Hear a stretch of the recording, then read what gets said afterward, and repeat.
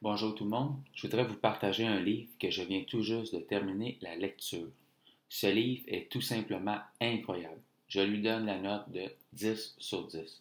Dans ce livre, l'auteur nous raconte l'histoire des hedge funds, des fonds spéculatifs, à partir de leur tout début, des années 1950 jusqu'en 2009. Plusieurs des plus grands traders au monde sont dans ce livre, comme George Soros, Paul Sturgeon, Louis Bacon, Bruce Kaufner, Michael Marcus et plusieurs autres. George Soros fut un des premiers à découvrir qu'il y avait aussi des tendances dans les devises. Après le succès de plusieurs hedge funds, cela commençait à devenir à la mode. Il y avait plus que 8000 nouveaux hedge funds qui ouvrirent leurs portes. Mais ce qu'il faut retenir, c'est que 50% d'entre eux fermaient leurs portes après seulement 2 ans. Je vous partage maintenant 10 petits extraits de ce livre. Plus riche que Dieu, un livre de 527 pages.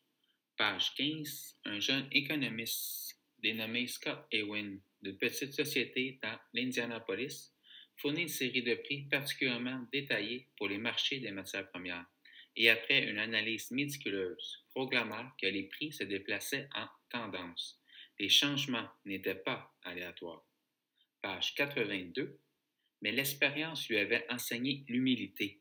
Une fois exagérée dans les chiffres, pouvait tourner en malédiction, alimentant le genre d'arrogance qui mène aux positions de trading trop importantes pour être soutenables. Si Commodity Corporation avait parié contre la rouille du maïs à plus petite échelle, une nouvelle du programme télévisé n'aurait pas suffi à les inquiéter au point de sortir de ces positions. Il en aurait résulté d'un profit plutôt que de vivre une expérience presque fatale. En gros, la somme qu'ils ont investie était trop grosse. Alors, quand il y a eu une petite correction, la perte est devenue trop importante et ils ont été obligés de couper leur position. Ensuite, le mouvement est reparti dans leur direction, mais malheureusement, il n'était plus positionné. Page 95. En effet, Kaufner soutient un jour que les opportunités les plus profitables se présentent en l'absence d'informations fondamentales. Si un marché se comporte normalement, oscillant à la hausse et à la baisse au sein d'une bande étroite, une sortie soudaine de la bande sans raison apparente offre une opportunité d'entrer dans le marché.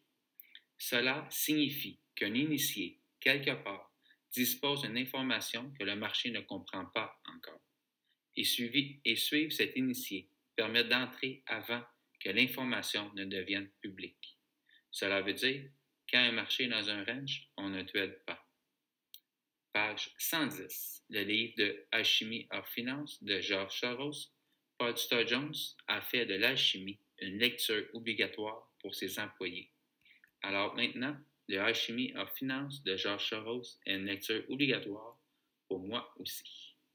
Page 186. En effet, des milliards de dollars enfluaient vers les coffres des titans les plus connus parmi les hedge funds.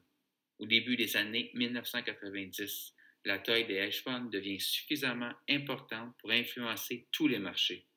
Leur puissance de frappe pouvait même surpasser celle des gouvernements. Page 186. Contrainte. La Banque d'Angleterre continuait à acheter des livres, conformément aux règles du mécanisme de taux de change. Mais elle ne cherchait plus à faire monter la devise. Elle ne faisait que fournir des liquidités à Druckenmiller et à sa cohorte. La Grande-Bretagne était à la tête d'un vaste transfert financier de ses contribuables accablés de longues dettes vers une armée de traders. En résumé, l'armée de traders était l'équipe de George Soros. À chaque fois que la Banque d'Angleterre achetait des livres pour sauver sa devise, Soros les vendait à découvert immédiatement. Alors, la Banque d'Angleterre était incapable de refaire monter leur devise, et quand ils ont arrêté d'investir, le marché a chuté et Soros a gagné environ 1,5 milliard. Page 237. Étrangement, l'équipe de Soros conservait la devise. Après le crash de Wall Street 10 ans plus tôt, Soros avait dénoué ses positions dès qu'elle prit un mauvais tournant, limitant ainsi ses pertes. Mais cette fois, l'équipe de Soros semblait paralysée. En dépit des signaux clairs d'une évolution désastreuse de l'Indonésie. L'équipe de Soros suivit la rupie jusqu'au sol, perdant au final 800 millions de dollars. Ceci fut aggravé par l'extraordinaire opportunité manquée. En gros, Soros n'a pas pris ses pertes en espérant que le marché retourne dans son sens. Malheureusement, le marché n'a jamais retourné dans son sens. Voilà pourquoi on dit que la réussite en trading, c'est 60% de la psychologie. On sait ce qu'il faut faire, mais on ne le fait pas toujours. Page 273. Mais alors que Fisher écoutait les détails des positions de long terme, LTCM, aucune solution judicieuse ne venait à l'esprit, en raison de l'ampleur de son levier. Il estimait que les positions de long terme sur les contrats à terme sur emprunt d'État britannique, ou GIF, pouvaient représenter jusqu'à la moitié de la position ouverte sur le marché. En gros, il ne pouvait plus prendre ses pertes, car il n'avait plus personne de l'autre côté de la transaction. LTCM n'ont pas fait faillite et ont été sauvés. Vous pouvez lire le livre pour tout savoir. Page 404, ma citation préférée. Punisé à côté d'une fenêtre, une page arrachée d'un bloc-notes portait un message que John s'était griffonné. Toujours chercher la tendance du marché. Page 409, déclara plus tard Jones. Auparavant, je me demandais toujours comment ces types avaient pu faire pour tout perdre en 1929. Comment pouvait-on être aussi stupide?